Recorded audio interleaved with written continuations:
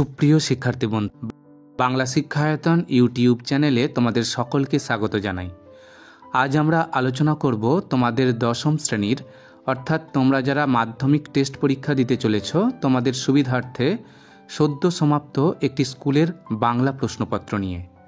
তোমরা যারা এখনও টেস্ট পরীক্ষা দাওনি তাদের উদ্দেশ্যে বলছি, এই বাংলা প্রশ্নপত্রটি যদি ভালো করে অনুসরণ করো তাহলে অবশ্যই ভালো ফলাফল করতে পারবে। তাহলে চলো আর কথা না বাড়িয়ে আলোচনা শুরু করা যাক।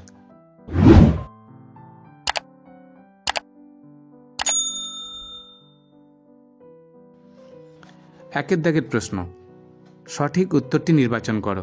1 × 17 = 17।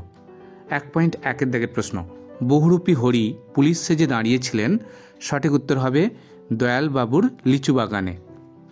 1.2 দাগের প্রশ্ন, আয় আমি তোর সঙ্গে লড়ব, বক্তাকে, সঠিক উত্তর হবে অপশান ঘ ইসাব। 1.3 দাগের প্রশ্ন, নদের চাঁদকে পিষিয়া দিয়া চলিয়া গেল যে ট্রেনটি, সঠিক উত্তর হবে অপশান গ 7 নম্বর ডাউন প্যাসেঞ্জার ট্রেন। 1.4 দাগের প্রশ্ন, যেখানে ছিল শহর সেখানে ছড়িয়ে রইল, কি ছড়িয়ে রইল, সঠিক উত্তর হবে অপশান খ কাঠ কয়লা। 1.5 দাগের প্রশ্ন, আদিম যুগে স্রষ্টার কার প্রতি অসন্তোষ ছিল, সঠিক উত্তর হবে অপশান ঘ নিজের প্রতি। 1.6 দাগের প্রশ্ন, তারা আর স্বপ্ন দেখতে পারল না, কারা স্বপ্ন দেখতে পারল না, সঠিক উত্তর হবে অপশান ক শান্ত হলুদ দেবতারা। 1.7 দাগের প্রশ্ন, পরিভাষার উদ্দেশ্য হলো, সঠিক উত্তর হবে অপশান ঘ খ এবং গ উভয়েই। 1.8 দাগের প্রশ্ন, ফাউন্টেন পেনের আবিষ্কারক হলেন, সঠিক উত্তর হবে অপশান গ ওয়াটারম্যান। 1.9 দাগের প্রশ্ন, সিজার যে কলমটি দিয়ে কাসকাকে আঘাত করেছিলেন সেটি হলো, সঠিক উত্তর হবে অপশান ক স্টাইলাস। 1.10 দাগের প্রশ্ন, অনুসর্গের দৃষ্টান্ত কোনটি, সঠিক উত্তর হবে অপশান ক জন্য। 1.11 দাগের প্রশ্ন, ইসাবের মেজাজ চড়ে গেল, সঠিক উত্তর হবে অপশান ক কর্মকারক। 1.12 দাগের প্রশ্ন, ক্রিয়াপদের সঙ্গে নামপদের সম্পর্ককে বলে, সঠিক উত্তর হবে অপশান গ কারক। 1.13 দাগের প্রশ্ন, কৃত্তিবাস রামায়ণ রচনা করেন, নিম্নরেখ পদটি যে সমাসের উদাহরণ, সঠিক উত্তর হবে অপশান গ বহুব্রীহি সমাস।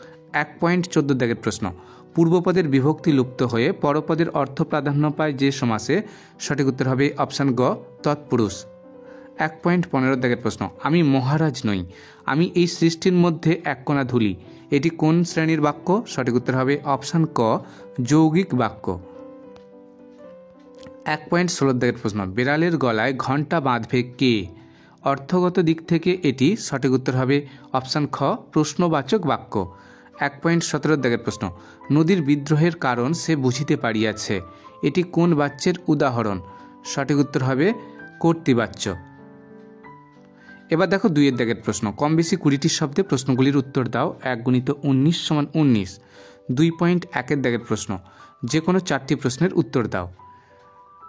তপনের লেখক মেসমশাই পেশায় কী ছিলেন, পরকে সেজে দিই নিজে খাইনে, কি খাওয়ার কথা বলা হয়েছে, বাইজির ছদ্মবেশে হরিদার কত আয় হয়েছিল, বাহালি বৌদি আজ থেকে আপনার ছেলে আমার, বক্তাকে, আমি চললাম হে নদের চাঁদ কোন সময়ের প্যাসেঞ্জার ট্রেনকে রওনা করিয়ে এই কথা বলেছিল। 2.2 দাগের প্রশ্ন, যে কোনো 4টি প্রশ্নের উত্তর দাও। এ কলঙ্কপিত ঘুষিবে জগতে, বক্তা কোন কলঙ্কের কথা বলেছেন, প্রলয় বয়েও আসছে হেসে, প্রলয় বহন করেও হাসির কারণ কি, সখী সবে আজ্ঞা দিল, বক্তা তাঁর সখীদের কি আজ্ঞা দিয়েছিল, এসো যুগান্তের কবি, কবির ভূমিকাটি কি হবে, রক্ত মুছি শুধু গানের গায়ে, কথাটির অর্থ কি। এবার দেখো 2.3 দাগের প্রশ্ন, যে কোনো 3টি প্রশ্নের উত্তর দাও। সোনার দোয়াত কলম যে সত্যিই হতো তা লেখক কিভাবে জেনেছিলেন, লাঠি তোমার দিন ফুরাইয়াছে কথাটি কে লিখেছিলেন, বাংলা ভাষায় বিজ্ঞান প্রবন্ধের লেখককে ছেলেবেলায় কার লেখা জ্যামিতি পড়তে হয়েছিল, এতে রচনা উৎকট হয়, লেখক রচনা উৎকট হওয়ার কোন কারণটি উল্লেখ করেছেন। 2.4 দাগের প্রশ্ন, যে কোনো 8টি প্রশ্নের উত্তর দাও। 1 × 8 = 8। শূন্য বিভক্তি কাকে বলে, চরণ কমলের ন্যায় ব্যাসবাক্যটি সমাসবদ্ধ করে সমাসের নাম লেখো, নিত্য সমাস কাকে বলে, কহ দাসে লঙ্কার কুশল, নিম্নরেখ শব্দটির কারক ও বিভক্তি নির্ণয় করো, আর কোনো ভয় নাই প্রশ্নবোধক বাক্যে পরিবর্তন করো, ওরা ভয়ে কাঠ হয়ে গেল, উদ্দেশ্য ও বিধেয় অংশ চিহ্নিত করো। সূর্য পশ্চিম দিকে উদিত হয়। বাক্য নির্মাণের কোন শর্ত এখানে লঙ্ঘন করা হয়েছে? একটি গৌণ কর্মের উদাহরণ দাও। এ কার লেখা? কর্তৃবাচ্যে পরিবর্তন করো। কলম তাদের কাছে আজ অস্পৃশ্য। জটিল বাক্যে পরিবর্তন করো। এবার দেখো 3 দাগের প্রশ্ন। প্রসঙ্গ নির্দেশ সহ কম বেশি 60টি শব্দে উত্তর দাও। যে কোনো একটি প্রশ্নের উত্তর দাও। দেখি তোমার ট্যাঙ্কে এবং পকেটে কি আছে। বক্তাকে উদ্দিষ্ট ব্যক্তির ট্যাঙ্ক ও পকেট থেকে কি কি পাওয়া গিয়েছিল? খুব হয়েছে হরি, এইবার সরে পড়ো, অন্যদিকে যাও। বক্তাকে হরি সেই সময়ে কোন সাজে কি করছিল? 3.2 দাগের প্রশ্ন। যে কোনো একটি প্রশ্নের উত্তর দাও। জিজ্ঞাসিলা মহাবাহু বিস্ময় মানিয়া। কাকে মহাবাহু বলা হয়েছে? তার বিস্ময়ের কারণ কি? অতি মনোহর দেশ। এই মনোহর দেশের সৌন্দর্যের পরিচয় দাও। 4.1 দাগের প্রশ্ন। বাবুটির স্বাস্থ্য গেছে কিন্তু শখ 16 আনাই বোঝাই আছে। বাবুটি কে? তার স্বাস্থ্য ও শখের পরিচয় দাও। অদৃষ্ট কখনো হরিদার এই ভুল ক্ষমা করবে না। হরিদা কি ভুল করেছিল? অদৃষ্ট ক্ষমা না করার পরিণাম কি? এবার দেখো 5.1 দাগের প্রশ্ন। অস্ত্র রাখো, অস্ত্র ফেলো পায়ে। এই বক্তব্যের মধ্য দিয়ে কবির যে যুদ্ধবিরোধী মনোভাবের পরিচয় পাওয়া যায় তার বর্ণনা দাও। আমাদের ইতিহাস নেই, ইতিহাস না থাকার কারণ কি? এই হতাশা থেকে ঘুরে দাঁড়ানোর জন্য কবির পরামর্শ লিপিবদ্ধ করো। 6 দাগের প্রশ্ন। পাশ্চাত্য দেশের তুলনায় এ দেশের জনসাধারণের বৈজ্ঞানিক জ্ঞান নগণ্য। লেখকের এমন মন্তব্যের কারণ কি?